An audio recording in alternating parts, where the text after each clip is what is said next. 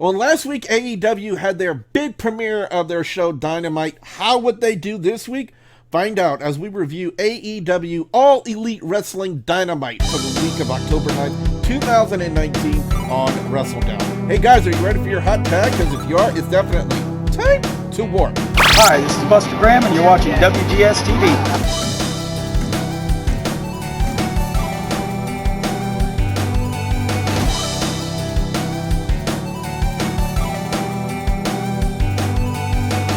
What's up, guys? I'm the Wrestle Gamer. Welcome back to another episode, the first of two episodes you guys are going to be seeing tonight, right here of WrestleDOWN, right here on WGS-TV. Joining me for this AEW Dynamite review. First off, you see him on the other side of the screen. He's the Studley Man, Ashley. Ashley, how you doing? I swear he does the high-pitched thing because he thinks he's Tony Chimela in another body. And his neck's kicked in. Superstar! And I love how he just purposefully accents that part of the intro for Edge. But also joining us, and also let's welcome him in and wish him a very happy birthday, the CEO of Hardcore Wrestling Radio, Rick Head. Rick, first up, happy birthday, and how you doing? Well, thanks for that happy birthday, and overall I'm doing great, and I'm ready to kick this show and listen to the show, and I want to talk about AEW. Well, AEW made headways last week with the big premiere of Dynamite last week on TNT, and it's talked about all over on social media. And it's been repeated on all kinds of shows. It's been repeated on TBS, TNT, and even on True TV.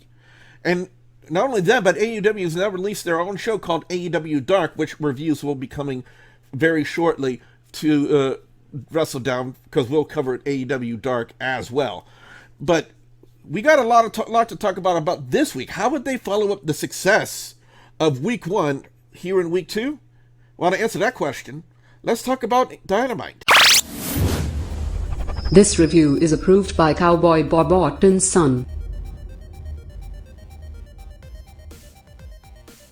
The first match would be a first-round match in the tag team tournament for AEW. The Private Party, Isaiah Cassidy and Marc Quinn, taking on Matt and Nick Jackson of the Young Bucks. And I gotta say, Rick, if you want a Dynamite opening to a show named Dynamite, the pun definitely intended here, that's what we had here with this tag match.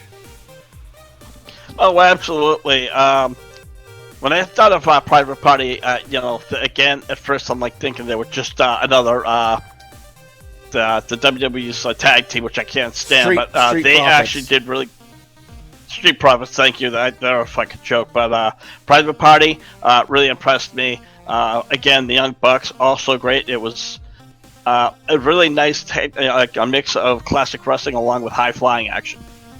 Yeah, definitely. Marc Quinn is very athletic, very talented, and so is Isaiah Cassidy. And we've seen for a long time what Matt and Nick Jackson have of the Young Bucks. The first time I've ever got to see Isaiah Cassidy and Marc Quinn perform was at All Out. I can't remember what. I think they were in a tag match against Angelico and Jack Evans, if I'm not mistaken. And I have to say, I was thoroughly impressed with what they did in that match. And I have to say, I was really impressed with what they did here tonight. But Ashley, I gotta ask you this: did anyone just not see Private Party coming out with the win on this one? I think a lot of people heavily favored Young Bucks to go through this tag team tournament. I don't want to sound like a dick here, but do the Bucks need the tag titles? No, Absolutely not. I think that they know enough of the level, and especially with them being the exec VPs, that it's like, how about we make some talent? We can still do the storylines with the whole Elite and the thing that crashes Pro Wrestling Tees, which we'll get to. And so they don't need to bother with the tag titles. They can still be in sort of six-mans or tag team feuds with other things. It doesn't have to be. Eventually down the line, they'll probably get the titles at some point, but it doesn't make sense for the tag titles when you're trying to say that the tag division is thriving, is having them just go ahead and win it because Young Bucks lol. We're not John Cena here, folks. One thing I We're still not don't Charlotte understand, Flair. though. One thing I still don't understand, though, is why did, like, during the commercial break, why did we have to have the picture-in-picture of them celebrating in the audience throughout the entire commercial break? That, I kind of question that. I kind of wonder, okay, we know they were celebrating in the audience. Why did you guys have to keep the camera on them during the commercial break? I don't get it. Well, I think in this case, obviously they wanted, the fans say, okay, fine, we're still covering the show even despite the, I think in short, they want to keep them interested. They want to keep on saying, these guys are running around and going around, otherwise just doing a full commercial. To a point, was it really needed? No, but I understand why they did it. Well, at the end of last week's Dynamite, we saw the formation of a new faction with Chris Jericho, Sammy Guevara, Ortiz, Santana, and Jake Hagar. And I say it like that because in this promo with Jericho, he really emphasized the pronunciation Hagar. But I gotta say this, he comes out, he intros the group gimmick, which is now known as the Inner Circle. I gotta love some of the things he said. He really put over Sammy Guevara really well. And again, when you have Jericho in an unscripted promo, that's Jericho at his best. That's when you have Jericho with a little bit of the bubbly backstage. That's when you have Jericho. I know that there's Go ahead. There's a lot of people that have praised that, as well as the one that Nick Aldis did on the NWA thing that aired on Facebook this past week as to how you should do promos, because there was a lot of people online very critical of the New Japan promos that they did, hyping up the big show coming up on Monday, because the crowd, the lines were being said, which were good, but the crowd was not as invested in it. Whereas when you have an audience that's there and keen and is structured to sort of react to things and whatever, and being, it's more of a culture thing, but it sort of does show that, especially with the jibes, let's say, that was made by Jericho, that he knows he is one of the figures that can sort of get the exposure, shall we say, the clickbait, the viral nature of the stuff. And what about Jericho's response to the crowd, Rick, when he starts talking about Jake Hagar, because remember I'm saying it like Jericho said it, Jake Hagar, and when the crowd started chanting, "We the people," I love the response he gave. We the people. Yeah, again, Jericho knows how to get the fans going, whether it's a positive or a negative.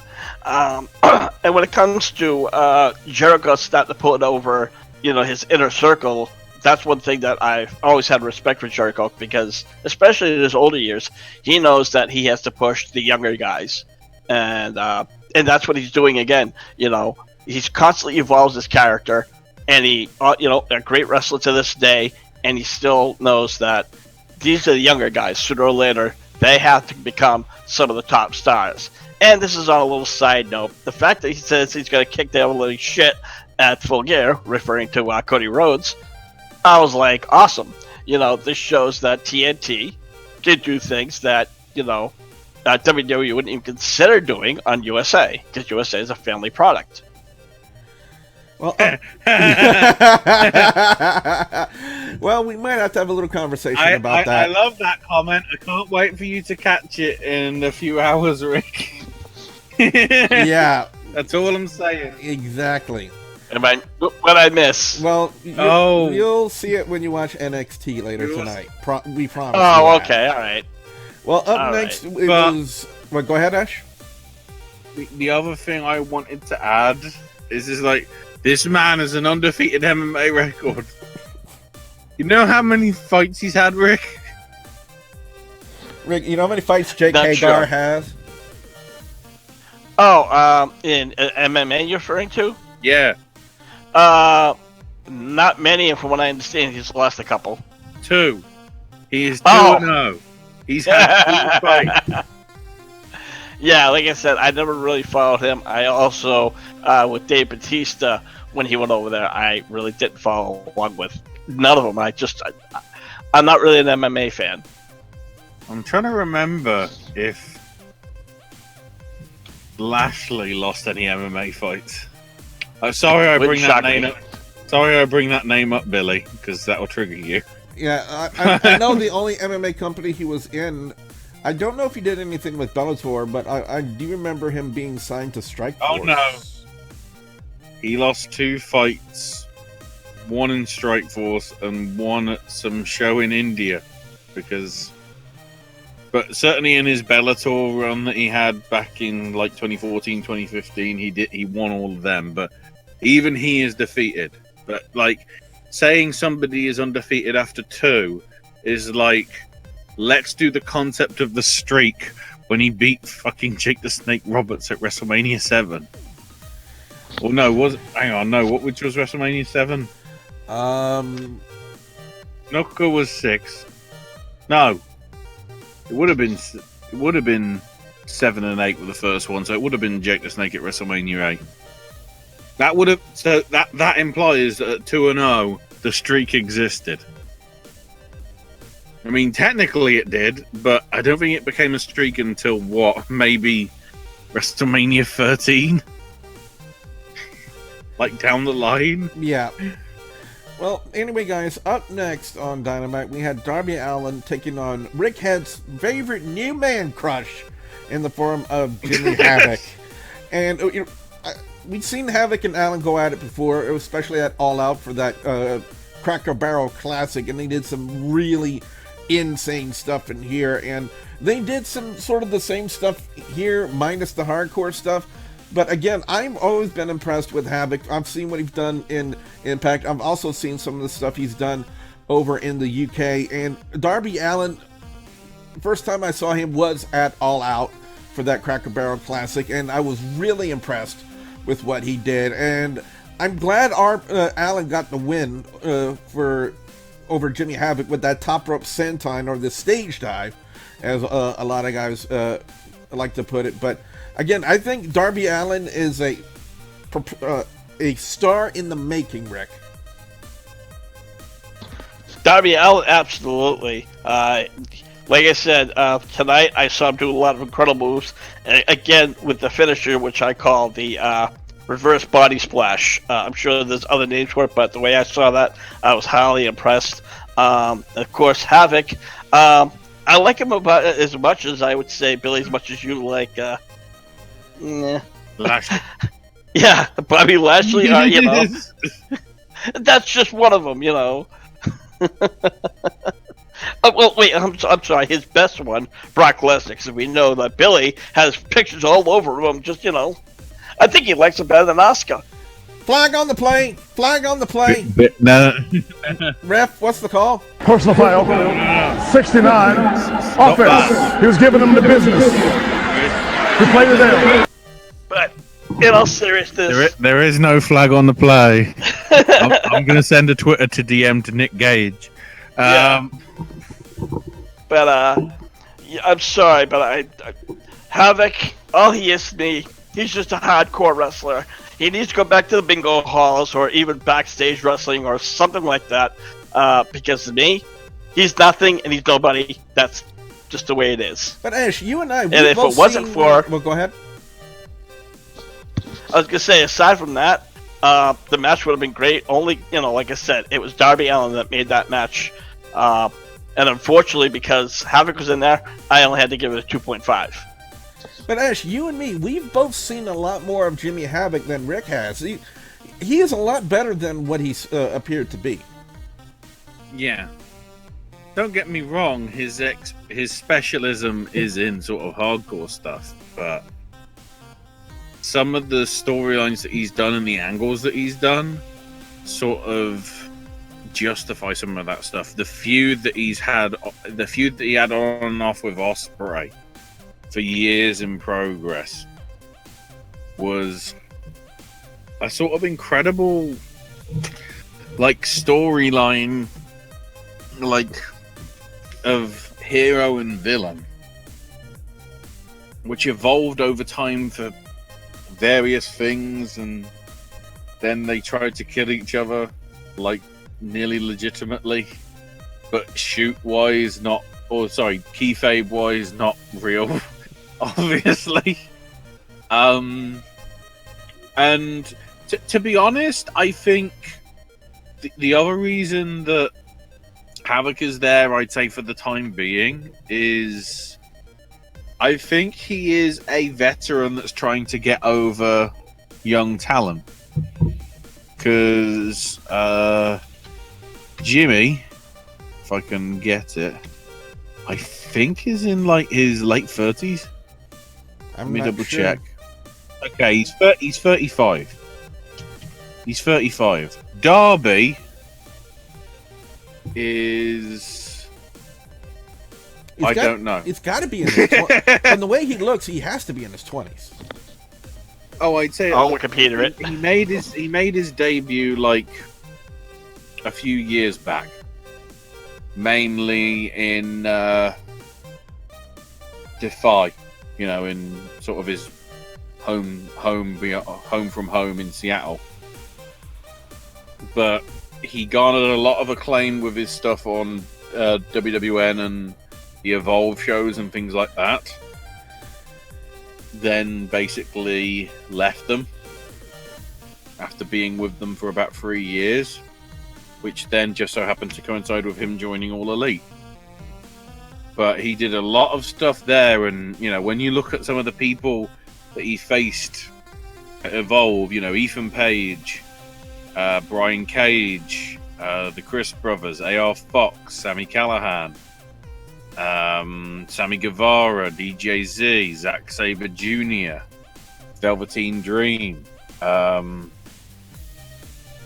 Mustafa Ali, Cassius Ono, Roderick Strong.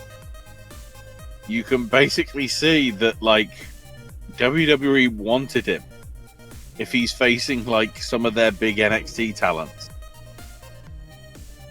So whatever AEW did must have been pretty damn good. Yep. And just for the record, Darby Allin is 26 years of age. All right, well, up next... Update at Wikipedia, you bastards. Up next was a ladies tag team match. B. Priestley and Amy Sakura taking on Dr. Britt Baker, DMD, and the new AEW Women's World Champion in Riho. Ash, for people who are not familiar with Amy Sakura, what can you tell us about Amy? She's been wrestling for nearly 25 years in Japan. Mainly training up a lot of Japanese women. I'd say there's no big recognizable names other than Riho and Hikaru Shida, who apparently knows English very well because she watched the Harry Potter movies, so 11 out of 10. Get it. But in that essence, she's going to do very well with the English crowd because she knows how to speak it as well. Whereas I think Riho at the minute has the issue of somebody else has to be sort of her spokeswoman because she hasn't got to grasp with the language. Hence why Nakazawa was there last week and all that. Other than to just be powerbombed by Nyla Rose.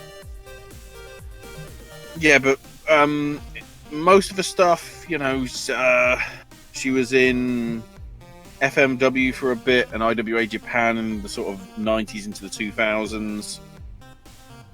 She was in a promotion called Gatukunyan in about 2002 when she started up as a trainer in about 2002 or 2003. And then that's when the Amy Sakura sort of name that she uses now sort of came from. She was in Ice Ribbon, which is one of the big Joshi women's wrestling shows from 2006 to 2012, and since then she's been sort of freelancing for a bit through Gato Move Pro Wrestling, but also being a big part of getting some of the Japanese talent over. hence, Hikaru Ishida, who I think she said in one of her tweets that she's got like a few matches left before she's permanent, or well, maybe not permanently, but she's moving over to America to be solely based here to do AEW and things like that. So yeah, other than that, you probably won't know her that much. He hasn't been, anything to do with Stardom or Tokyo Joshi or some of the other big, like, women's promotions now, arguably. But she's one that you need to keep an eye on because, at 40... Also, I was going to question Brooke before you came to me. I don't know if she got the memo that she was heel in this match.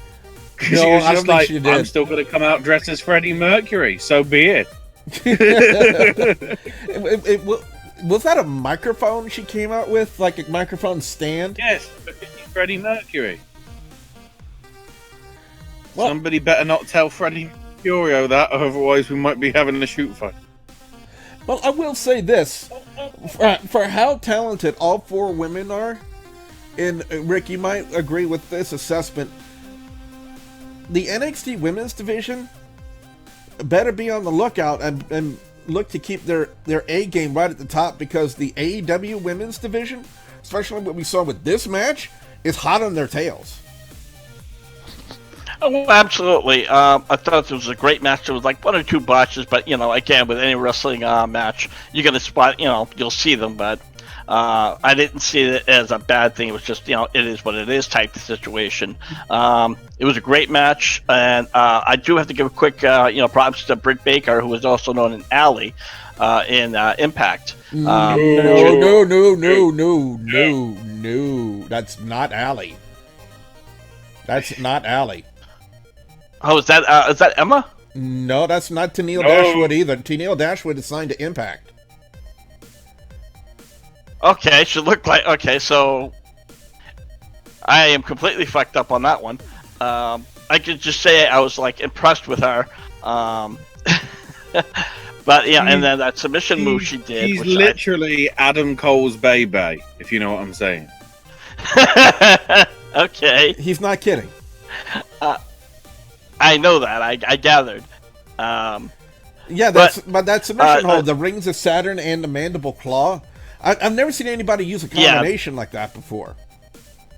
It was a nice combo. And like I said, Riho, she's a little bit smaller than a lot of other wrestlers. When she beat Nyla Rose, I was kind of like, yeah, okay, but you really have to, consider how long she's going to hold on to that title. But you do know one of the reasons why they put the title on her, right? Oh, not sure why. Well, it's been reported that she and Kenny Omega are going to be working some matches, I believe, over in Japan and at the D&D promotion. Am I correct? No, DDT. DDT, I'm sorry. DDT. DDT. And it kind of makes sense if you want to market AEW and introduce it into a new market in Japan. It kind of makes sense to have them come in with the AEW strap around her waist. You kind of get what I'm saying? Yeah, if they want Japan to go, look, we know Kabuki's there, we know Io's there, we know Nakamura's there, we know Kushida's there, we know you like them, but we know you like Bullet Club. And we know you like good quality wrestling and as well, so here's Hikaru Shida going, hello. Speaking of good quality wrestling, Shawn Spears and Jon Moxley. What can we say about these two guys that we haven't said before already? First off, Moxley looked in fantastic shape for him being off for a short period of time with that staph infection. And again, when things like that happen, it's just out of the blue, and you got to feel bad for Moxley, because he looked like to be in a primo spot to go to almost the head of the AEW, if not be involved in the AEW championship match, if it wasn't for that staph infection that he had. Pac was on commentary, for this match, and for the entire time, he just sat there and looked pissed off. And I don't know, is it a British thing, Ash? You know, does he just want to just sit there and just look pissed off? That's a Pac thing.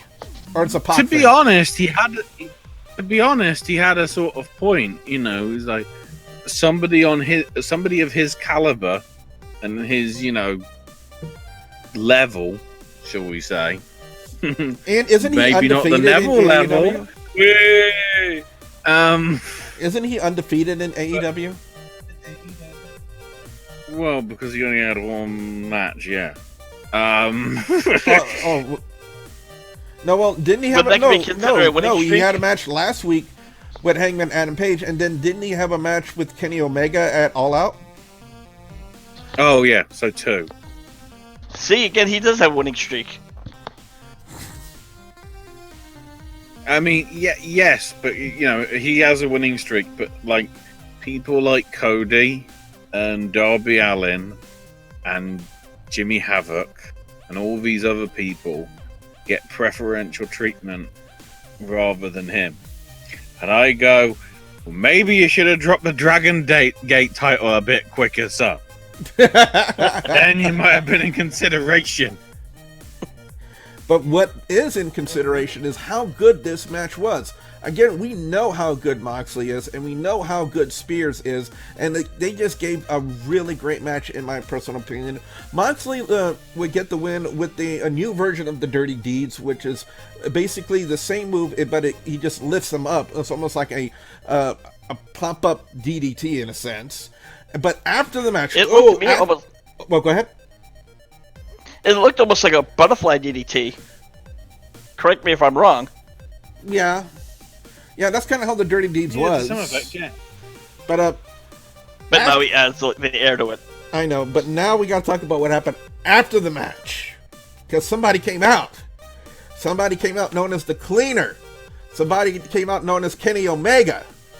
And he didn't come out alone. He came armed with a barbed wire baseball bat, and the one thing I love most about this week so far, Ash, a barbed wire covered broom. I love that. I've never seen that before. What'd you expect? He's the Cleaner. I loved it. Weapon of choice. Weapon of choice. He was like, pick it up, and then party pooper pack. Get that trending on Twitter. Yep, he attacked ruined Moxley. it all. But here's the thing, I'm gonna attack you.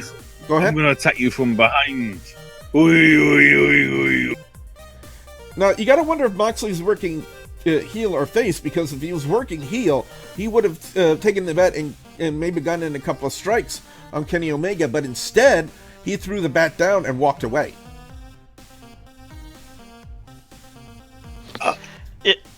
He definitely has come across as a bit of a tweener, because even after the match where he defeated Shawn Spears, he kind of had the bat in his hand, stood over for a second, and dropped it and walked away.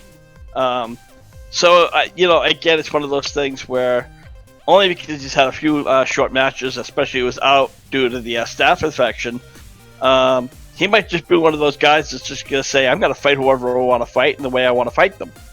You know, almost as a mercenary type wrestler. If that makes sense. Yep, now time for the main event.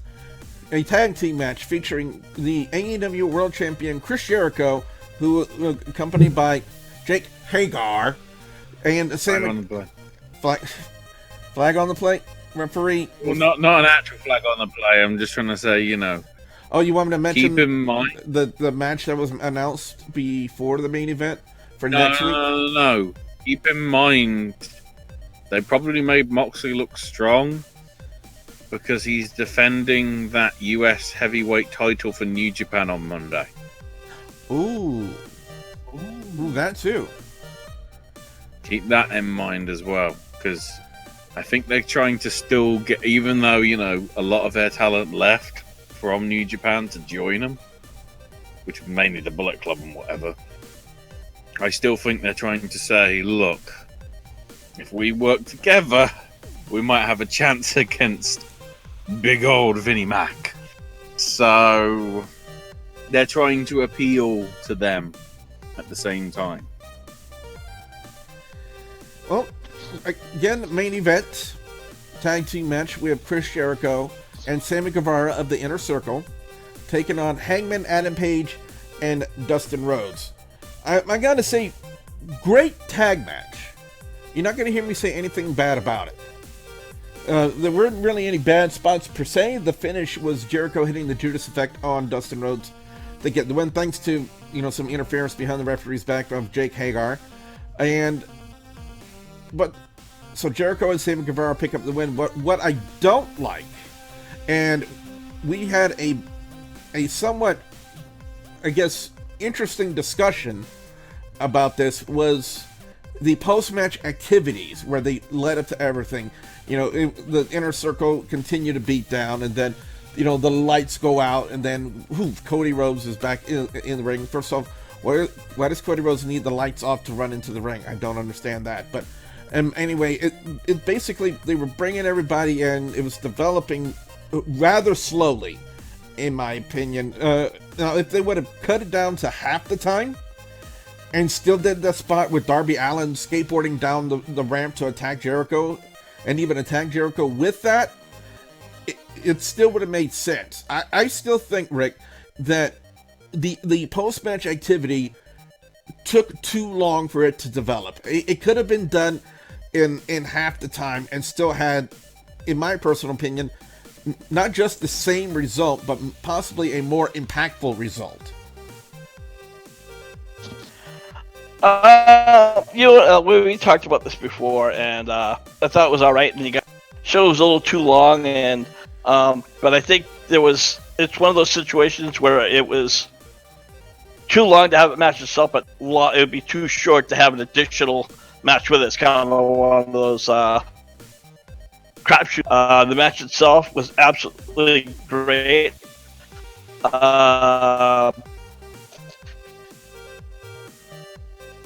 Sammy Guevara, I'm quickly becoming a fan of. These are a lot of these wrestlers, again, I really don't know from the indies, so now with AEW, I'm learning a lot of these other wrestlers, definitely becoming to applaud them.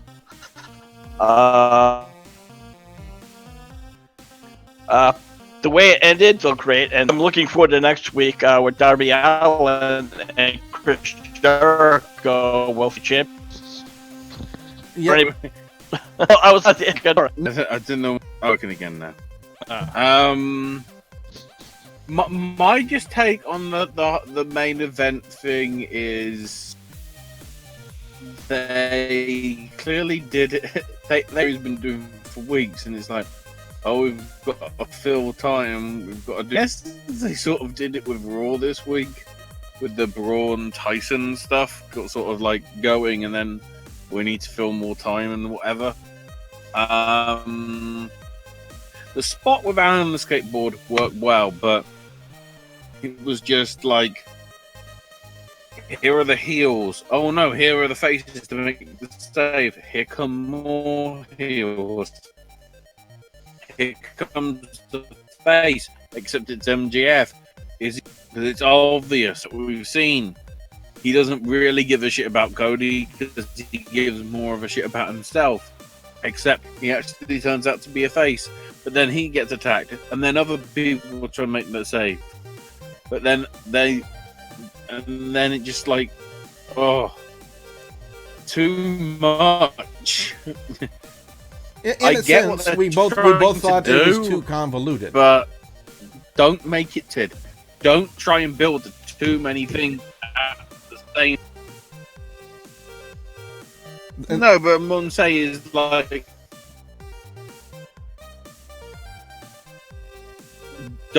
why are you trying to build towards Cody more of it? Or for anyone, why are you trying to sell it to people? Plus, if it's on pay-per-view, whether people, the diehards will be getting that stuff anyway. Well, anyway, guys. We go ahead. to see, because figures are going to be on it. Well, guys, I do apologize. We're having a little bit of an issue with Discord, but it's still working just fine. So, with that being said, guys, let's head into overall score and thoughts.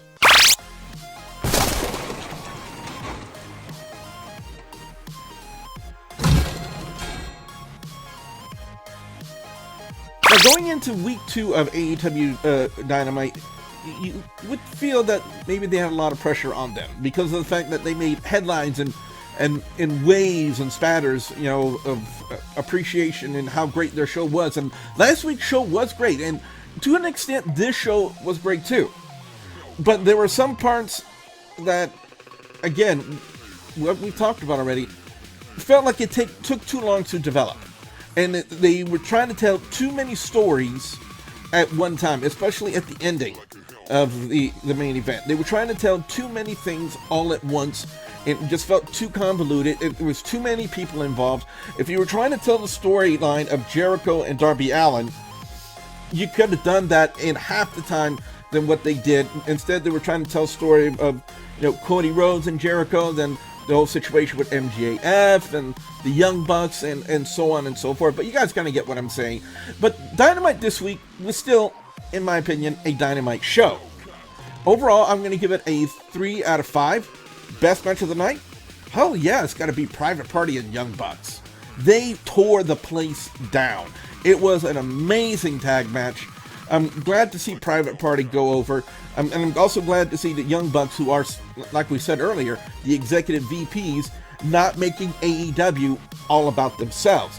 They're stepping back and they're giving other tag teams a chance to shine. And that's exactly what we're going to see now with Private Party advancing in the tournament as well. I gotta say, worst segment of the night, again, the ending of the main event was just too long and too convoluted. It took too much time. They had too many people there. That's not the right phrasing. I don't know. And I'm a commentator. I should know. There were too many people there. They were trying to tell way too many stories at once. You know, they could have really shortened it up. You know, they could have done without the MJF thing, possibly. You know, and still had the Young Bucks go out there trying to make the save. MJF teasing whether he was going to turn or not. I don't know if that necessarily would have been the right point in place in time to tell that story. Maybe have MJF, you know, if they might do this at Full Gear, tease that for the Jericho Cody match, and maybe have MJF cost Cody the title. Maybe they could have done that there. I don't think tonight would have been the best place for them to tease that. But overall, I gotta say, great show. The show was enjoyable.